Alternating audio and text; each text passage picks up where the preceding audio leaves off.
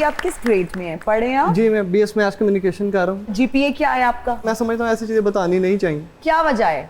Personal है। हमने क्या पूछा कि आपकी गर्लफ्रेंड्स कितनी है? नहीं, ये पर्सनल है। नहीं ऐसी बात लेकिन ये आप बता देंगे। नहीं तो फिर बता दें, आर यू सिंगल? जी अल्लाह का शुक्र है। अल्लाह का शुक्र। मैं लोगों के शर से महफूज हूँ, लोग मेरे शर से महफूज है। शायर है ना, हर चीज का जवाब भी आता है। नहीं तो अभी क्या कभी मोहब्बत हुई? देखिए ये मोहब्बत ये तो भी पर्सनल है। नहीं मोहब्बत एक ऐसी देखिए चीज है, एक ऐसा जज्बा है जो आपको वक्तन फवक्तन महसूस होता रहता है। ठीक है, बचपन से ही आप तो बड़े दिल फेंक हैं।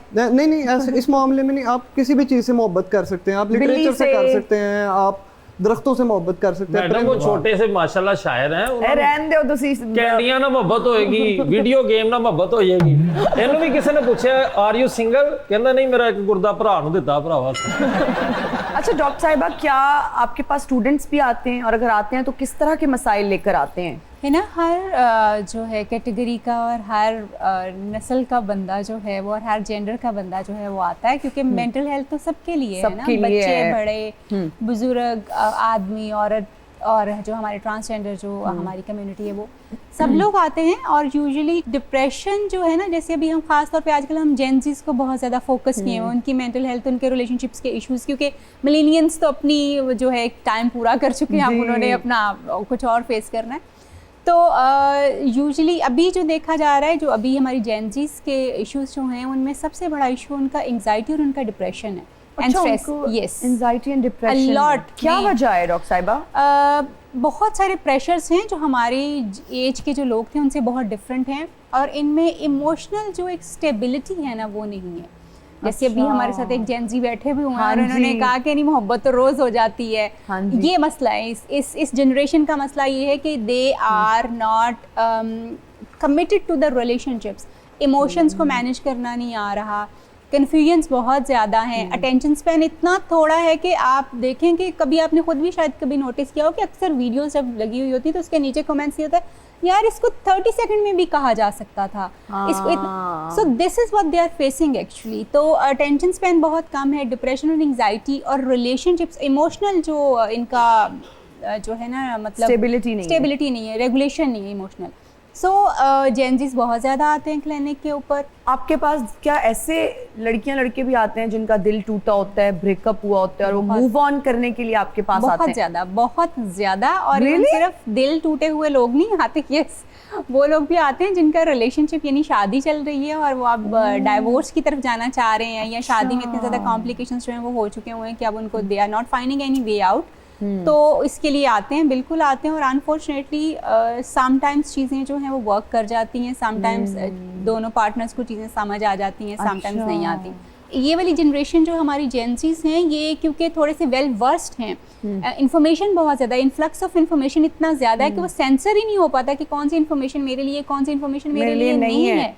हर चीज़ वो उसको देखते हैं। अच्छा, अवेयरनेस पहली जनरेशन से ज़्यादा है, साइकोलॉजिस्ट के पास जाते हुए स्टिग्माटाइज नहीं फील करते, बहुत इजीली चले जाते हैं और आराम से बातचीत करते हैं। काफ़ी सारे इस वक्त मेरे पास ऐसे जेंजीज हैं जो क्या क्या बताते हैं कि अम्मा अब्बा जो है वो कहते हैं क्यों साइकोलॉजिस्ट के पास जा रहे हो, साइकोलॉजिस्ट के पास जाने की क्यों ज़रूरत है।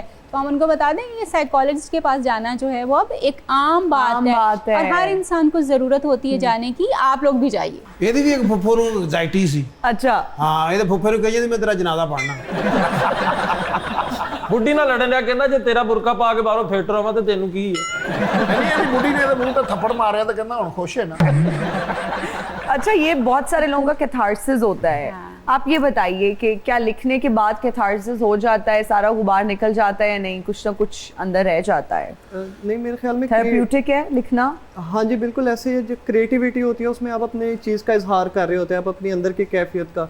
ज़ाहिरी बात है एक्सटर्नल फैक्टर्स का आपके इंटरनल फैक्टर्स के ऊपर कोई ना कोई असर तो होता ही है। अहमद अब्दुल्ला साहब का एक बहुत खूबसूरत इनकी गजल है जी, मफरूर परिंदों को ये ऐलान गया है, सयाद नशेमन का पता जान गया है।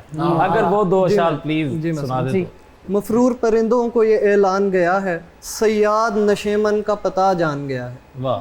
सयाद नशेमन का पता जान गया है, यानी जिसे दीमक लगी जाती थी वो मैं था, अब आके मेरी तरफ ध्यान गया। क्या बात है। यानी जिसे दीमक लगी जाती थी वो मैं था। अब आके मेरा मेरी तरफ ध्यान गया है, शीशे में भले उसने मेरी नकल उतारी। हाय खुश हूँ कि मुझे कोई तो पहचान गया है। अब बात तेरी कुन पे है, कुछ कर मेरे मौला। एक शख्स तेरे दर से परेशान गया है। अब बात तेरी कुन पे है, कुछ कर मेरे मौला। एक शख्स तेरे दर से परेशान गया है। ये नामो नसब जाके ज़माने को बताओ, दरवेश तो दस्तक से ही पहचान गया। क्या बात, क्या बात, वाह वाह वाह वाह बहुत खूब। मुद्दतें हो गई पत्थर तराशते तराशते, वाह। जब सूरत यार बनी तो मेरा हासा निकल गया। बहुत शुक्रिया। ਇਹ ਰਾਸ਼ਦ ਵੀ ਇੱਕ ਜਗ੍ਹਾ ਮੁਸ਼ਾਇਰਾ ਕਰਨ ਗਿਆ ਅੱਛਾ। ਉਹ ਅਗਰਬੱਤੀਆਂ ਦਾ ਧੂਆਂ ਚੜਿਆ ਤੇ ਜ਼ੁਕਾਮ ਹੋ ਗਿਆ ਉੱਥੇ ਨਿਛਾ ਮਾਰਿਆ ਅਰਜ਼ ਕੀਆ ਹੈ ਪਾਛਾ ਕਰ ਲੱਗਾ ਮਰੇ ਕੁੱਤੇ ਕੋਲ ਖਲੋਤਾ ਕਹੀ ਜਾਂਦਾ ਓਏ ਉੱਠਦਾ ਕਿਉਂ ਨਹੀਂ ਓਏ ਓਏ ਉੱਠ ਕੇ ਮੈਨੂੰ ਭਗਾਉ ਤੇ ਕਰ। डॉक्टर साहिबा, मर्द हजरात भी बहुत शक्की होते हैं, क्या वजह है? शक किस तरह से इंस्टिल होता है उनके दिमाग में, किस तरह से शक आता है? और बीवियां मर्दों पे करने पे लगी हुई हैं, फोन्स चेक कर रही हैं, पासवर्ड्स देख रही हैं, वीडियो कॉल्स पे चेक कर रही हैं कि हस्बैंड कहाँ पर है। और फिर आजकल मीम्स देख देख के लड़कों के दिमाग भी इतने तेज हो गए हैं, हर किसी की क्यों है हाँ। इस तरह से? बहुत इम्पोर्टेंट सवाल आपने पूछा है कि हर वो इंसान, मर्द खास तौर पे, मैं कि पिछले दिनों मैंने एक एग्जैक्टली इसी टॉपिक के ऊपर वीडियो की कि वो आदमी जो अपने आप को अंदर से कमज़ोर समझते हैं, अंदर से कमज़ोर मतलब अब क्योंकि जो लोग मुझे जानते हैं उनको पता है मैं क्या बात कर रही हूँ। ठीक है।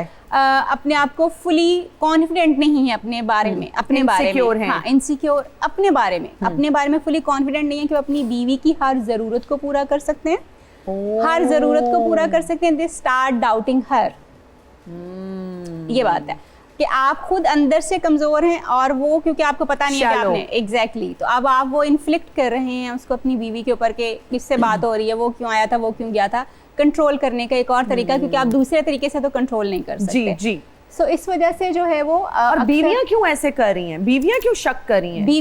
बीवियों के शक करने की दो वजूहत है। एक तो उन्होंने हस्बैंड पकड़े जाते हैं। यस, एक तो उन्होंने ऐसी कोई सिचुएशन आपकी देखी है, दूसरी then again they themselves are insecure from inside, अपने बारे में इतनी कॉन्फिडेंट नहीं है चीजों के बारे में, इसलिए वो फिर वही बात है ना कि खुद वो बनना सवरना नहीं है, तो उनको लगता है कि बाहर की रंगीन जिंदगी उनको अट्रैक्ट करेगी। कहती भी हैं वो कि देखें हम कितना को बन सवर सकती हैं, बाहर तो इस तरह से होता है। वो औरतें तो बड़ी फारिग होती हैं, उन औरतों के बारे में ये बात कही जाती है कि वो फारिग हैं, जबकि वो अपना बड़ा टाइम लगाती हैं। मेरे फोन ਦੇ ਵਿੱਚੋਂ आवाज आई लो बैटरी, कहती है कौन है?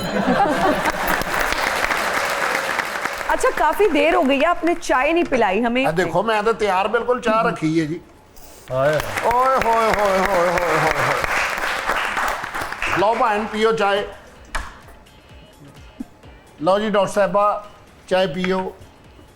ये ऐसे भी कुछ होते हैं लोग। बहुत शुक्रिया आपका। कोई बात नहीं, पैसे देने आपने। अच्छा, एहसान करके पैसे मांग लेते हैं। रे आपकी शादी होगी, आप इतनी पिए? नहीं। अच्छा, ये क्या बात है, इतनी पिए? खून साड़ती है चाय।